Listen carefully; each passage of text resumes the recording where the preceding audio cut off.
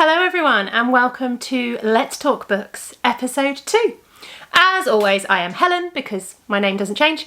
I'm coming to you from Scotland, Dundee specifically, and this is where I am going to chat about what I read in September and what I'm hoping or planning or thinking about reading in October. You may notice I'm in a different location this week. That is because I have got a poorly child, although he is fine today. We are just riding out the school's 48-hour policy. He is pretty much back to normal and he will definitely be back at school tomorrow, but it did mean that I couldn't have a day at the studio today. So I thought, while he's watching a film, he's watching Sonic 2, I believe. While he's watching a film and relaxing and chilling out, I would get the chance to sit down and get this video recorded. And I might as well do it in our library, as we call it. It isn't, it's literally got these two bookcases and that's it. But I would sit down in front of the bookcases and record the book video.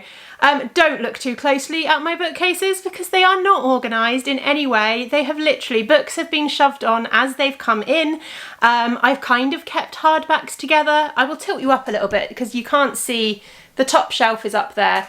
So this bit has all craft books and things like that, lots of like knitting books and crochet books and things like that. This one's got kind of most of my like special editions that I've got, as well as I don't really know what else. There's a few more hardbacks over here, and then it's all just a random mix of different things. I've tried to keep authors together, but yeah, it needs at some point some actual sit down organisation and things like that. But yeah, because there's more behind me. I think I've got like 4 full shelves on this side, and then we've got this shelf here is mostly kind of Tom's books, but some of them are also books that I would like to read. We've got all of the Robin Hobb that we've got so far up there as well, but they're mostly ones that I've read and he's waiting to read, and things like that. This is books that I've read. I kind of put them on a different shelf once I've read them. So these are all books I haven't read. This is books I've read. The ones stacked this way are ones that I'm not going to be keeping in the house. At some point they need to get donated to a charity shop or something like that. And the ones that are standing up are the ones that I do want to keep and eventually resort back onto my bookshelves when I sort my bookshelves out.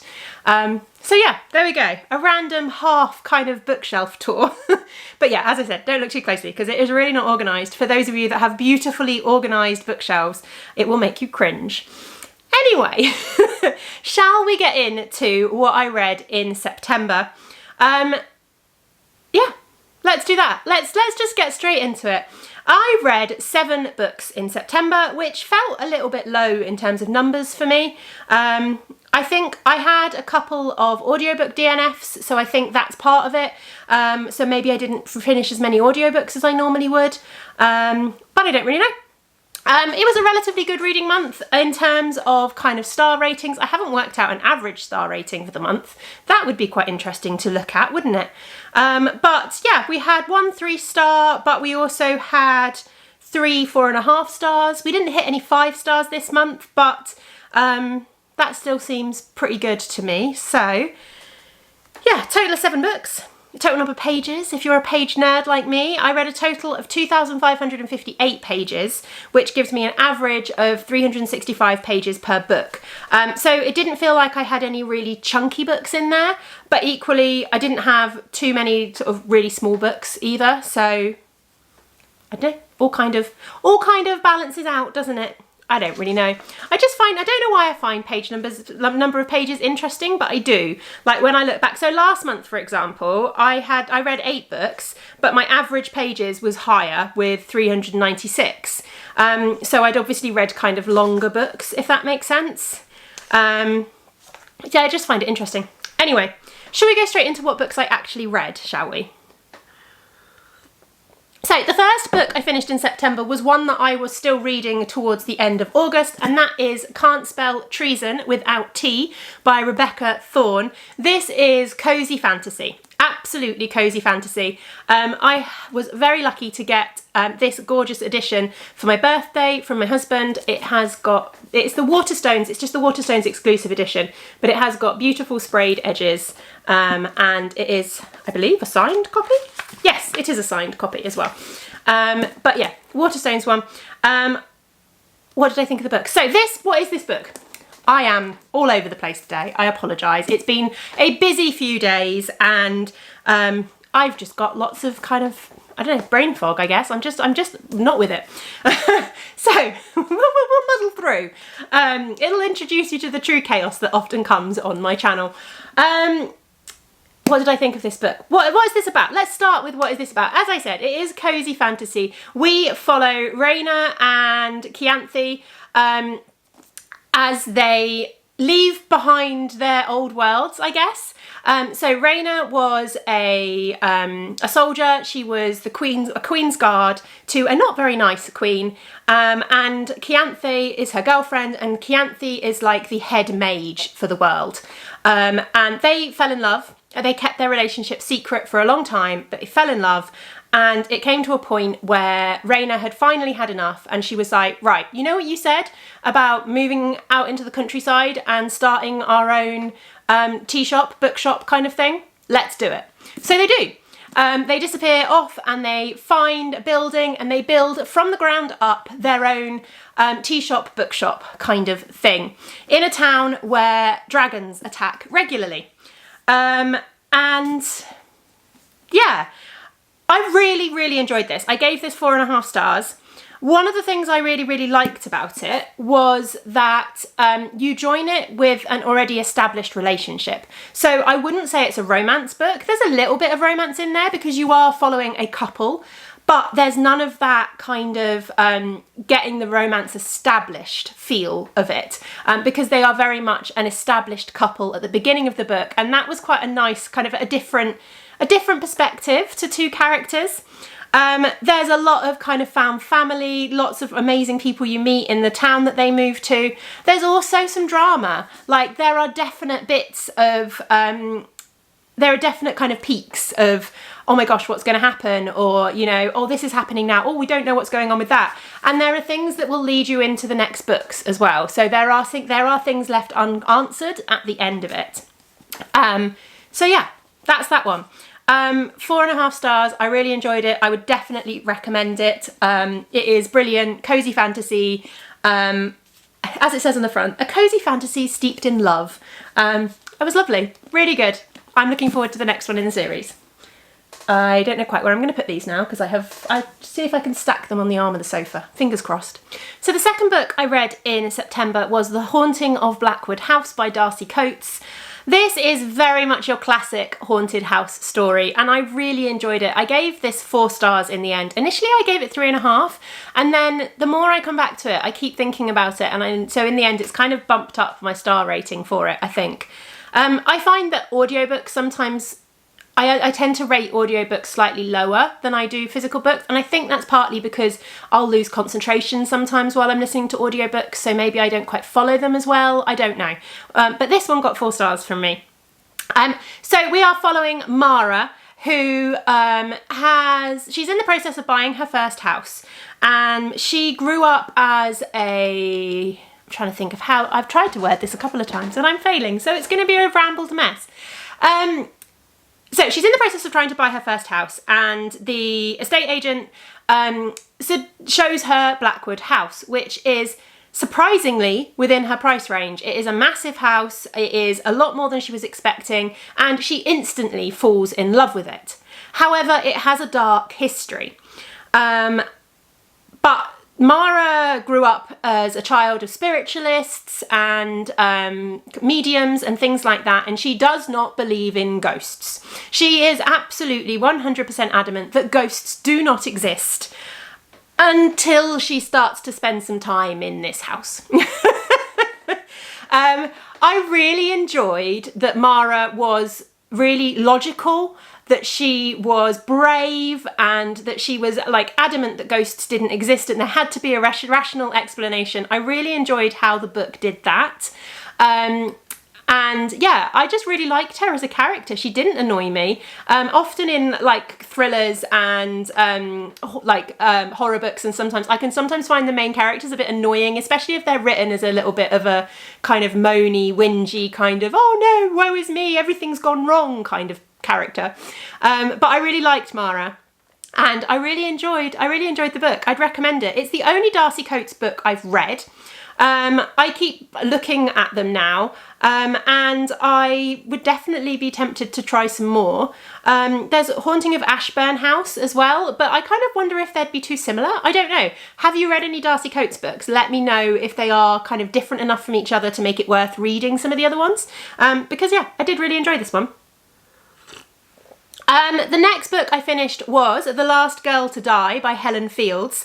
Now, as I mentioned in the last video, I have read all of Helen Fields' D.I. Kalanack series in the last year and a half or so and absolutely loved it. So I wanted to come to something else by Helen Fields, and when I saw this one in the library, I couldn't resist picking it up.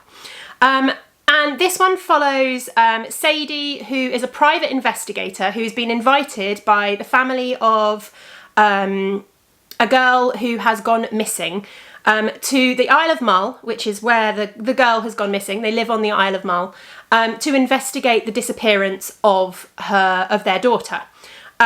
She is very quickly found dead. That isn't a spoiler. It literally is the first line of the book. She's very quickly found dead.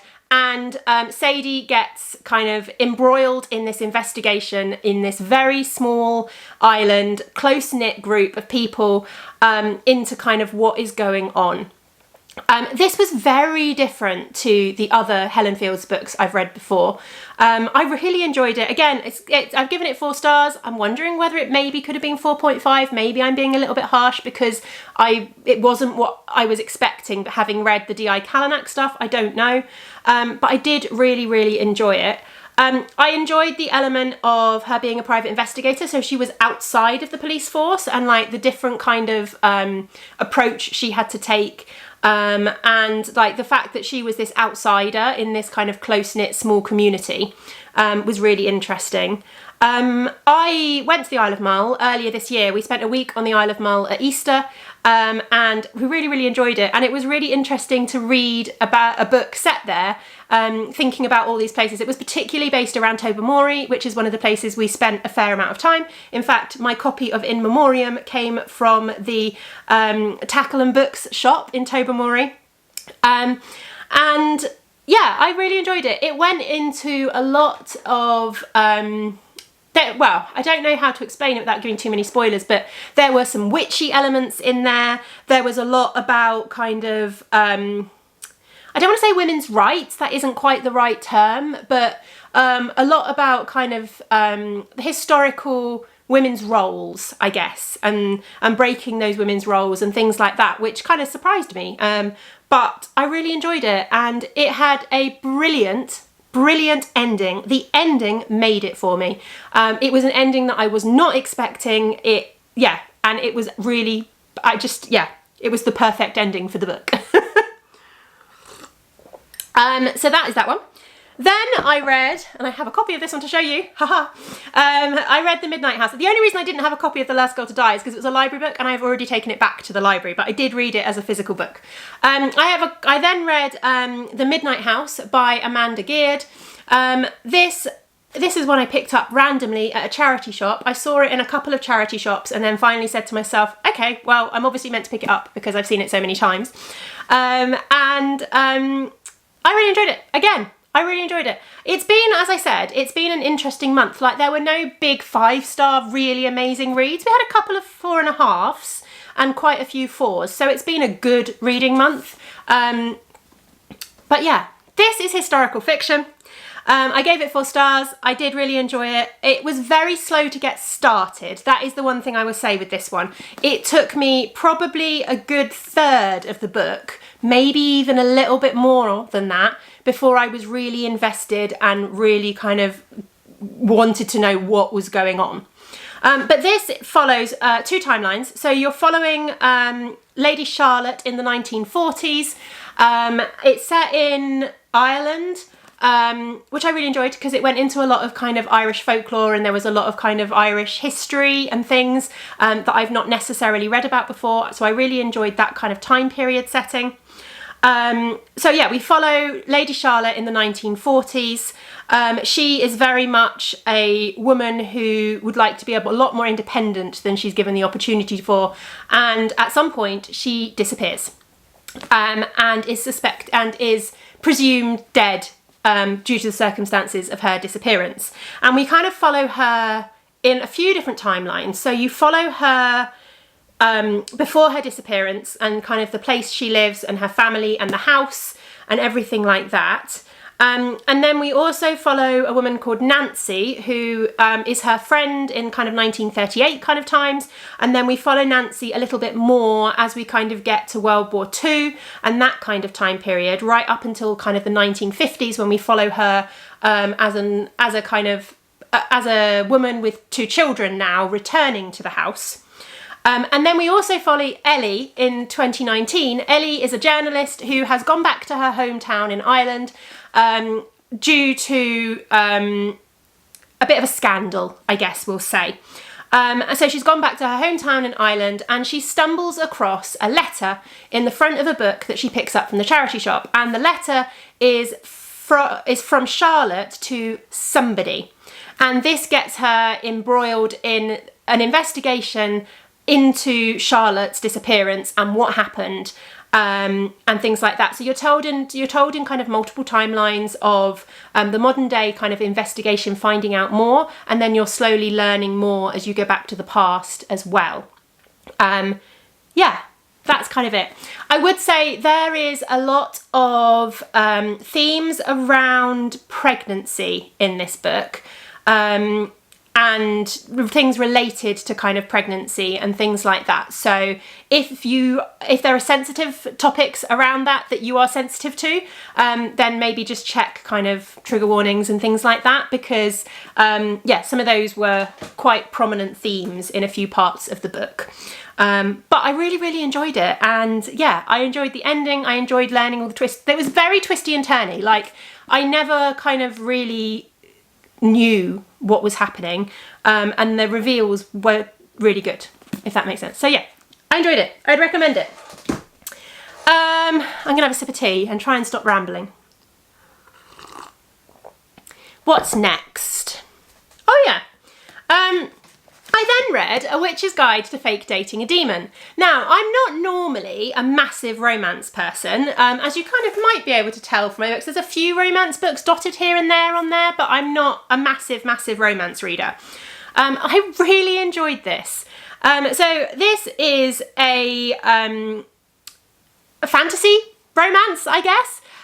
You follow Muriel, who is a witch. She is prophesied to be the strongest witch in her generation. However, she is not very good at doing the things that the other witches think she should be able to do. And one day she is practicing her summoning skills, and she accidentally, instead of summoning some flour, she accidentally summons a demon. And this demon, Osroth the Ruthless, is summoned to her, and he can't leave until she bargains her soul to him. And she's definitely not going to do that. So he is kind of forced proximity and things like that. There is also stuff going on with Osroth in the behind the scenes as well. And I really enjoyed it. There was a lot more to this than the romance. The romance was quite slow burn, which I quite enjoyed. Normally, if I'm reading romance, I want romance to be kind of, let's get on with it. But this worked because there was so much other storyline to it. The town, the setting of this magical town, the way that magic and witches and all kinds of supernatural creatures fit into the human world was really well done. So the world building was really good. I really enjoyed that. The town, Glimmer Falls, was really interesting. All the other characters were really good. And yeah, I thoroughly enjoyed it. I've given it 4.5 stars, which for me, for a romance, is very, very highly rated indeed. And I enjoyed it so much that I actually went and ordered immediately afterwards the next 2 books in the series. So there is A Demon's Guide to Wooing a Witch and A Werewolf's Guide to Seducing a Vampire. Because I really enjoyed it. These are kind of companion novels in that you follow different characters, but set within the same world, which is one of my favourite ways of reading romance. If I'm going to read romance, I like that kind of thing, because I like it when I get stuck into a world and then I get to see kind of all the characters around our first characters, I guess, is what I mean. I don't really know what I mean. Anyway, Thoroughly enjoyed this, pleasantly surprised, looking forward to the next ones. What else have we got? The next one was an audiobook. I then read A Good Lie by A.R. Torare. Not 100% sure how to pronounce that, apologies. This was my 3-star rating for the month. I think it struggled a bit because it was an audiobook, but it was just an alright thriller. Yeah, I didn't find it particularly twisty, like any of the reveals I didn't find were particularly kind of shocking or anything like that. It was all just kind of, oh yeah, okay, yeah, no, I see kind of thing.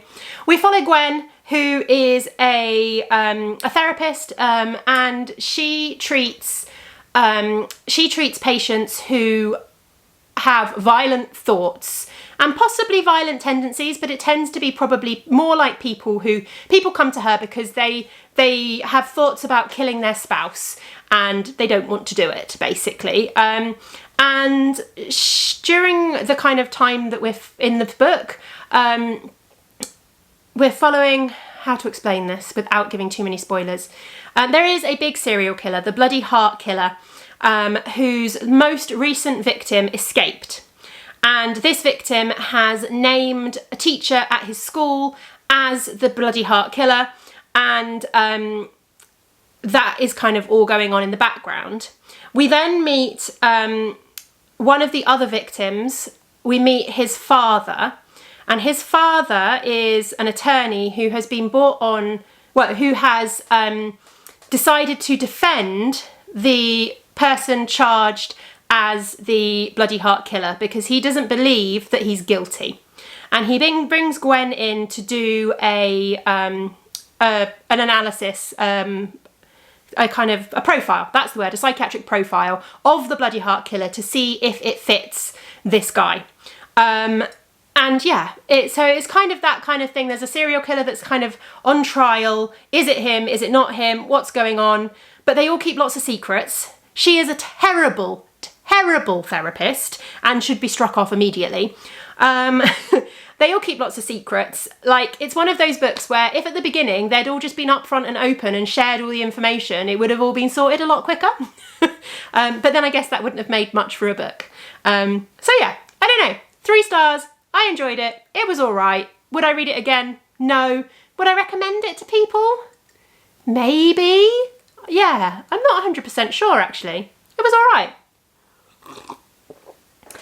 And then the final book that I read, I literally finished this last night, so the 30th of September I finished this one, and that is, now, I want to say it's Torare, which is the first book in the Torare series, but Goodreads says it's His Majesty's Dragon, so I'm not sure. I'm wondering if the first book in this series has changed name multiple times.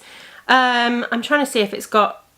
No, because Throne of Jade is the second one. Yeah, so I don't know. I think maybe they changed the name of the first book, or maybe different editions have different names. I'm not 100% sure. So it's either Torare by Naomi Novik, or it's His Majesty's Dragon by Naomi Novik, depending on which edition you have. This I gave 4.5 stars. I really enjoyed it. I didn't really know what I was getting into when I started it. All I knew was dragons.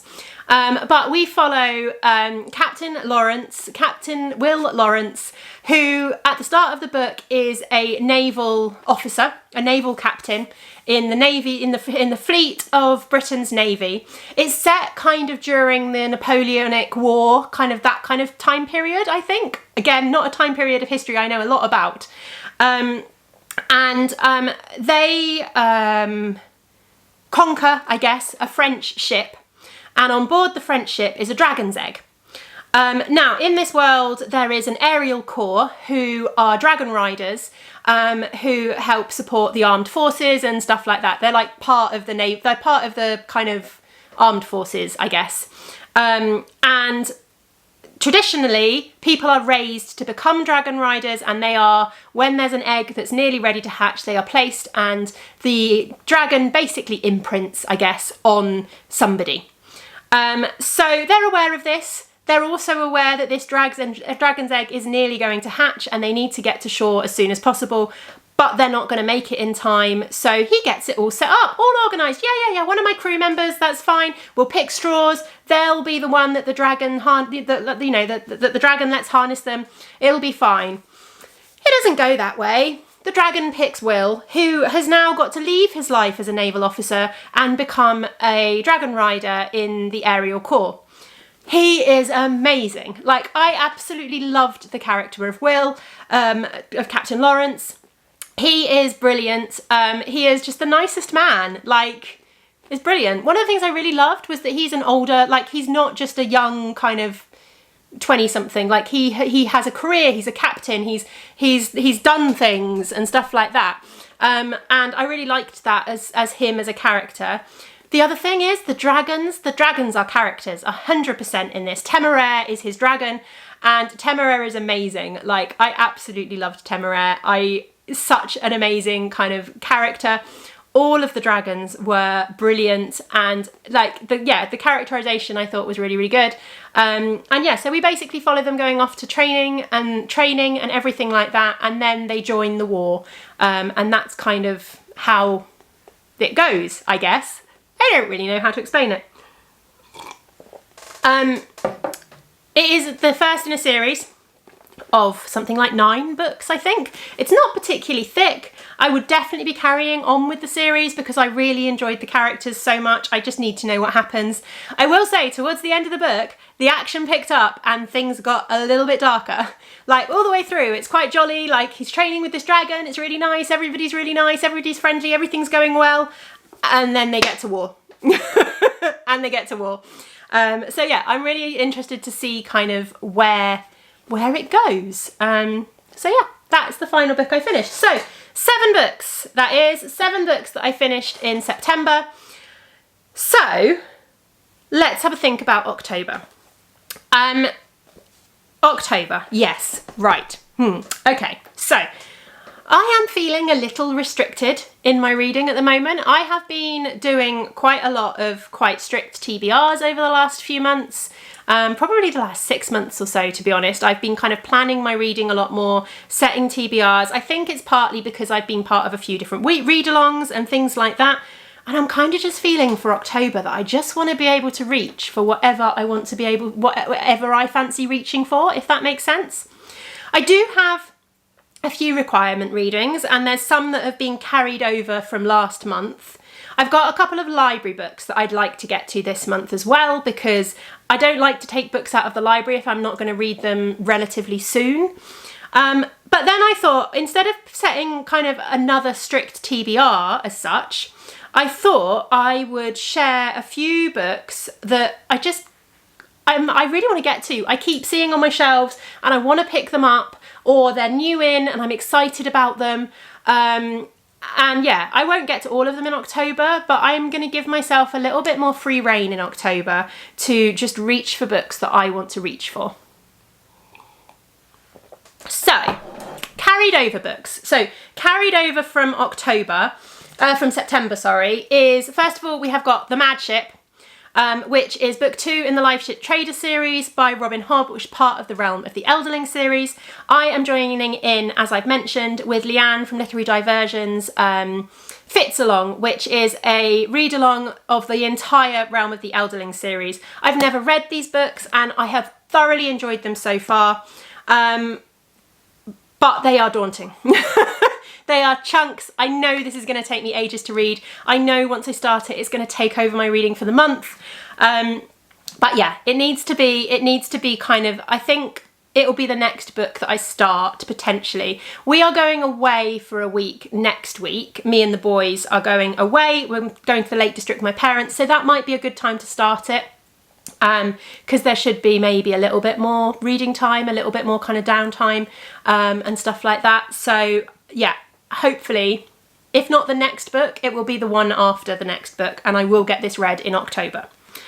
Then for my book club, as part of my Patreon, the first book that was part of my book club was A Witch's Guide to Fake Dating a Demon, which I thoroughly enjoyed. And then the second book that got picked is We Used to Live Here by Marcus Kluwer. I don't know how to say that.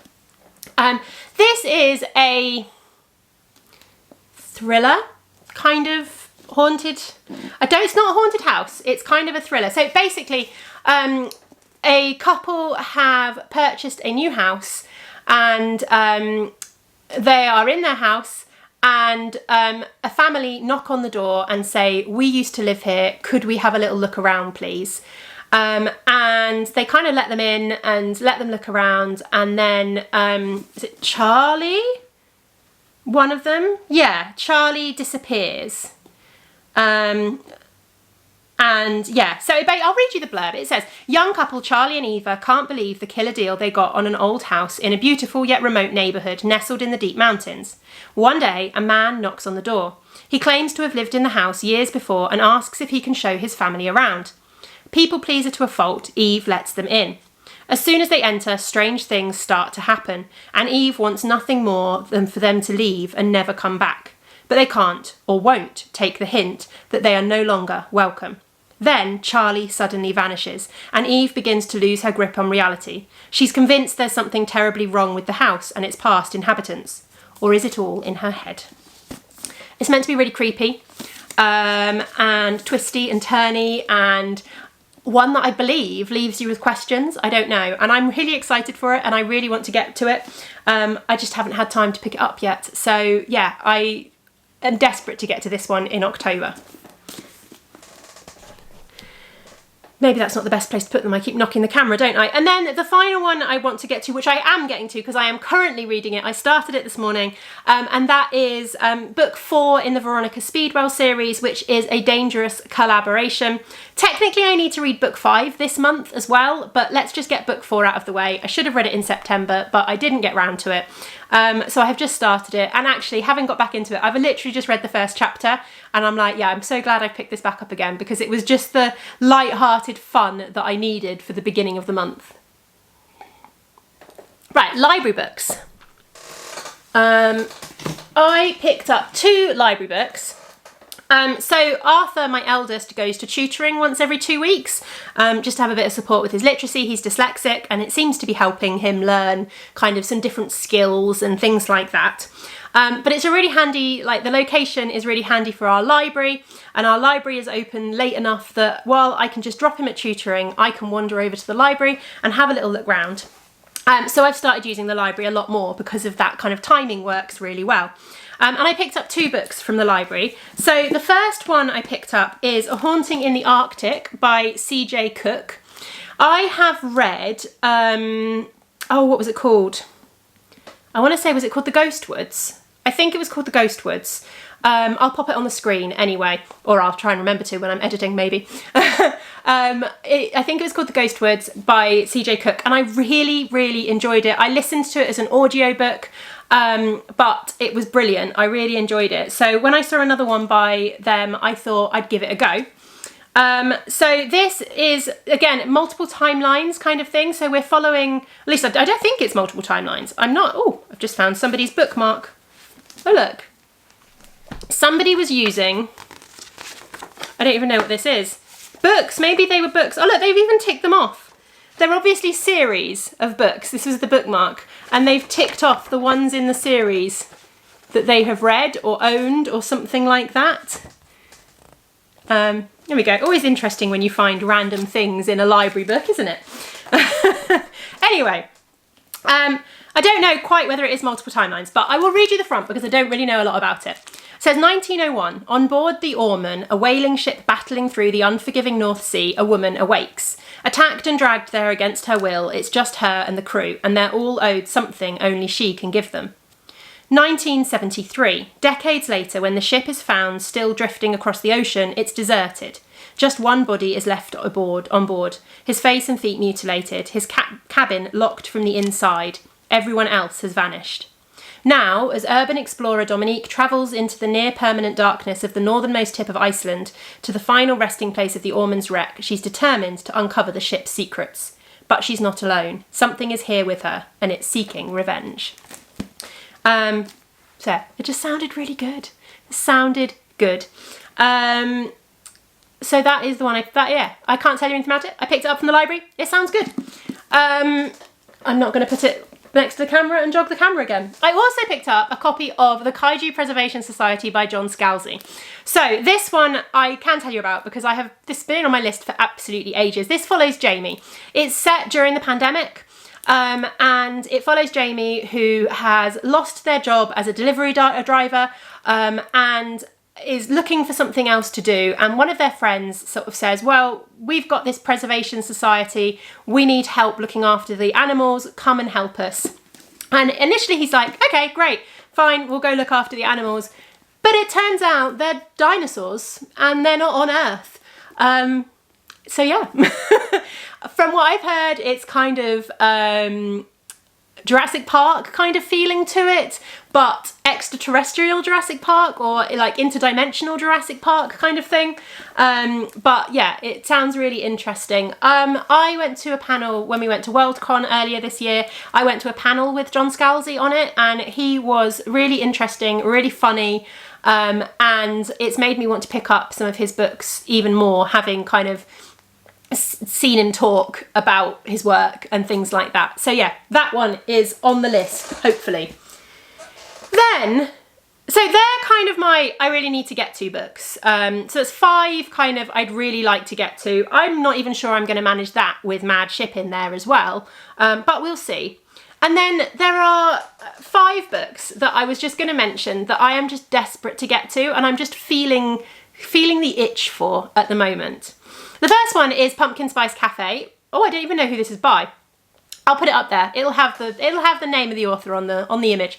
I picked this one up. It's on Kindle Unlimited. So I've got it on my Kindle at the moment, and I just keep hearing really good things about it from loads of people. And I thought, why not? I really want to give it a go. It sounds fun. It sounds perfect for this time of year. It's part of a series. Again, I think in that kind of same kind of way in that the books are all companion novels, so you follow different characters and different couples. It's meant to be kind of spicy romance. It sounds fun. I also picked up a copy of this from our little independent bookshop. Again, I've been seeing this online, and when we went down into our little town, our local town the other day, and we have a lovely little independent bookshop, and I always pop in whenever we go into town. And I picked up a copy of ReWitched by Lucy Jane Wood. I've seen it all over the internet, and I picked it up and read the blurb, and I was like, oh, that sounds perfect for October, and I really, really want to read it. It is, again, I'll just read the blurb because I don't really know much about it. Belle's powers weren't completely dormant, they were just a little sleepy. Belladonna Blackthorn hasn't lost her magical spark, but she hasn't seen it in a while either. Balancing work at her beloved London bookshop, Luna Books, with handling her toxic boss and concealing her witchcraft from those around her, Belle is burnt out. Perfecting the potential of her magic is the last thing on her mind. But when her 30th birthday brings a summons from her coven and a trial that tests her worthiness as a witch, Belle risks losing her magic forever. With only a month to fix things and a suspicion that dark forces may be working against her, Belle will need all the help she can get, from the women in her life, from an unlikely mentor figure, and even from an infuriating coven watchman who's sworn to protect her. With found family, a dash of romance, and an uplifting message about self-love, ReWitched is a cosy autumnal fantasy that will leave readers spellbound. So yeah, there we go. It just felt like such a good autumnal read. It sounded really cozy, and I kind of just want to get into it straight away. So I really, really am hoping that I can get to this one in October. If not, it will hopefully be read in November.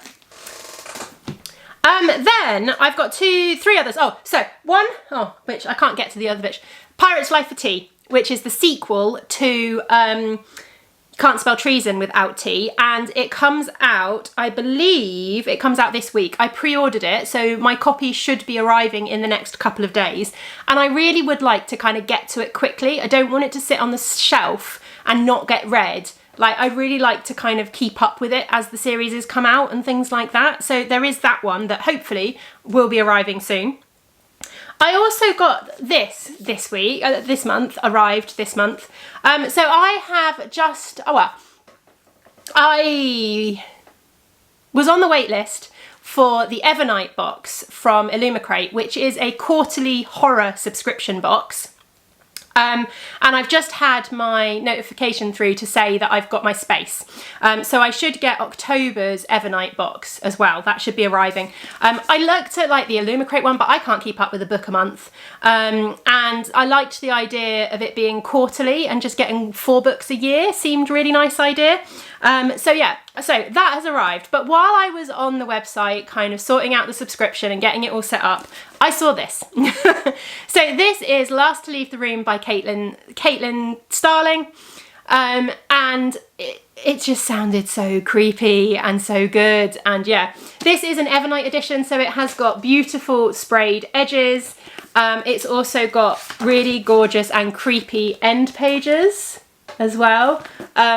And it is about, so we follow Dr. Tamsin Rivers, who is a scientist. She's the head of a research team.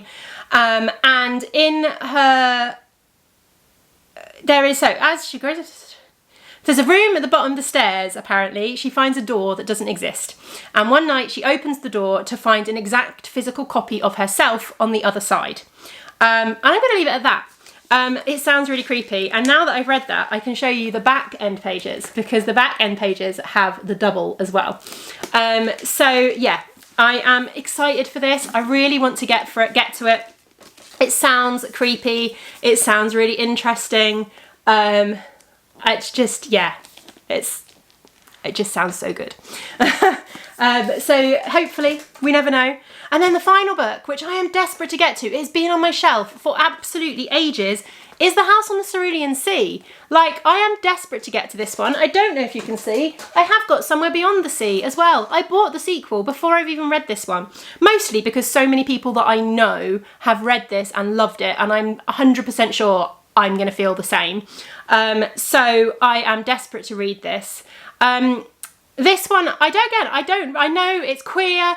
I know it's meant to be amazing. That's kind of all I know. But it follows Linus Baker, who leads a quiet life with a tiny house and a devious cat. And he works at the department in charge of magical youth. And then one day he's summoned by the extremely upper management and given a classified assignment where he has to travel to an orphanage where there are 6 dangerous children, including the Antichrist, and he has to somehow determine whether the Antichrist is going to bring about the end of days or not. And there he meets Arthur, who will do anything to protect his wards. And yeah, that's kind of all I know, is what the blurb kind of says. But it is meant to be really good, and I'm excited to get to it. And I really want to get to it because I also really want to get to this one. So I can't read that one until I've read this one. And yeah, too many books. Too little time, I think, is my issue at the moment. So yeah, that is everything. That is all the books that I wanted to talk about. Let me know, have you read any of the books that I have just shared? What did you rate them? Did you like them? Would you recommend them? Also, like, if you've read other books by any of these authors, which ones would you recommend? Darcy Coates in particular, as I was saying. Let me know if you would recommend any other Darcy Coates books. And yeah, tell me, let me know in the comments. What do you think? Which ones are you excited to hear more about? Which ones do you think I'm going to enjoy? Which ones have you read and enjoyed? Let me know in the comments and we can chat about it. So yeah, thank you very much for watching, and I will see you again at the beginning of November, and we'll see whether I manage to read anything other than just The Mad Ship. Bye.